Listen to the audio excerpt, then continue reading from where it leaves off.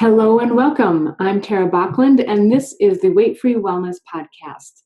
Today I'm sharing some of the lessons that I've learned from my bullies over the years.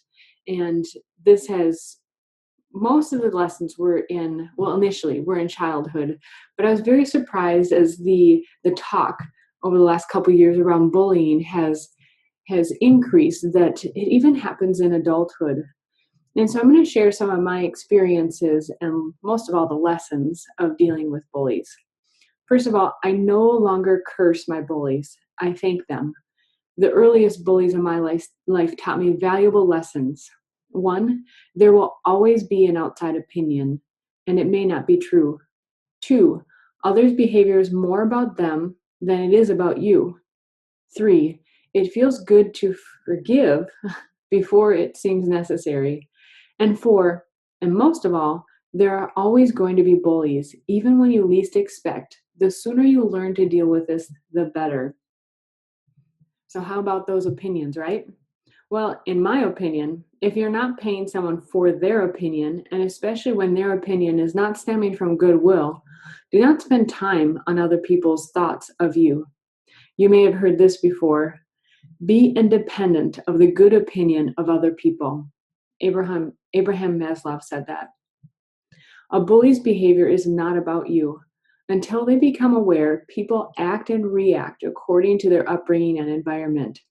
How they act towards you says more about them than it says about you. Ask yourself, are they responding based on how they have learned how to act and respond? Most of the time, that is the case. Next, forgive before it is necessary. When I was about 10 years old, I was teased by a small group of boys. I was mostly teased for being chubby. I weighed over 100 pounds at that time, when the average child my age weighed 60 pounds. I was also one of the tallest kids in class, which didn't help. My bullies were all around me in class and on the playground, but the biggest bully I only saw on the school bus because he was a couple years older than me. His name was Joey. Most of the teasing happened on the bus. Joey, like any really effective bully, not only was the primary instigator, he naturally encouraged others to behave like him. Over time, I built up so much anger and contempt for Joey and his cohorts. But eventually, healing happened. I spent many, many afternoons and evenings in tears. Many more hours were spent in self-loathing and self-pity. I soon realized that I was torturing myself when my bullies were not even around, by feeling sorry for myself. This initiated a great change in me. I thought, if anyone was going to be nice to me, it ought to be me. The long story short, eventually I created my own boundaries, mentally and physically, and the bullying seemed to nearly stop. I had grown tremendously spiritually during this time, and was able to find compassion in my heart for Joey and his followers. Things got so much better that by the 4th grade, I was no longer having issues with bullies. Joey had disappeared to middle school, or who knows where, but soon I found out where he had gone. Once or twice a year, we had guest speakers come to our tiny country elementary school. As we would usually do on such occasions, we children would line up by class and sit on the floor of the small cement gym, which we also used as a cafeteria. On this day, I believe grades 3 through 5 were assembled. There were less than 100 squirming kids, curious as to what had interrupted our normally scheduled day. I recall a couple of adults talking first, and then Joey came in. I was curious, but not angry or upset. We learned that day that Joey had just overcome cancer. Feeling as if I were in my own bubble, alone rather than being with nearly 100 kids around me, I sat there and I reflected. Were my parents correct that Joey was acting out cruelly because of his environment? I assumed his dissonant environment was his parents. Was he acting out the cancer that was toiling him on the inside before anyone knew of the disease? Perhaps it was all of this. I was grateful that I had already forgiven him. I knew that I would have felt guilty, that at this point, with all that Joey had been through, I might have thought that I should forgive him. So grateful that I had forgiven already and no longer carried any negative emotions with no should or could haves weighing me down. Glad that I had already initiated the step of the healing process for myself, I shared a mental blessing of well being as the special gathering came to a close. I left feeling that this chapter in our lives had ended well. And it's taken me a long time to share some of these stories because even as you're writing, the writing software reminds you you're using these pronouns too often, or I, for example, is what I'm thinking here.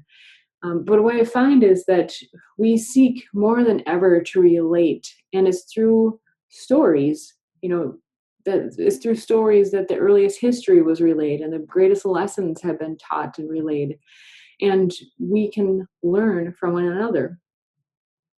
So, what I want to encourage you in this is that you're being prepared for bigger bullies. It would be ideal if there really weren't any bullying, but the fact is that we're here in this life and we're learning lessons so that we can get on to the next stage and do better at our next stage in life. And so for me, it's not about trying to get rid of the bullies altogether. Is how can I deal with this situation even better? So you're going to encounter bullies, and the sooner you learn to deal with this, the better. The bully might be the person driving next to you on the road, your coworker, indeed, even someone who says they love you. And believe me, that is the hardest one to deal of all. When someone says they love you through and through, but you find out that that's by their actions, that's not the case.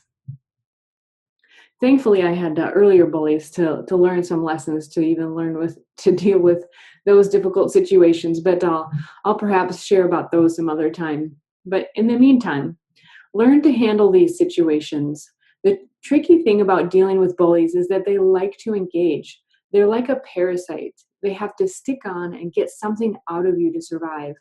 And I'm saying, don't let them stick on. Get away from them, move out of their vicinity, and stay away as much as you can. And I realize that's not always possible, but sometimes it's interesting that we find ourselves gravitating back towards that negative situation when we don't have to. So I'm encouraging you to not engage. Also, be careful that your disengaging isn't actually engaging. And here's an example. Once you tell them, get away, or simply leave me alone, you've already engaged. You will likely need to avoid them or go away without saying a thing. And I know this sounds like weakness to not confront them, but confronting them and then having to deal with their responses is really a waste of energy. Don't give them the gratification of knowing when they get you. Going back to the parasite analogy, bullies feed off knowing that they got you. Don't give them that gratification. Don't reward their bad behavior. Be non-reactive to their comments. You'll know that you're doing this right when they comment that you're cold or distant.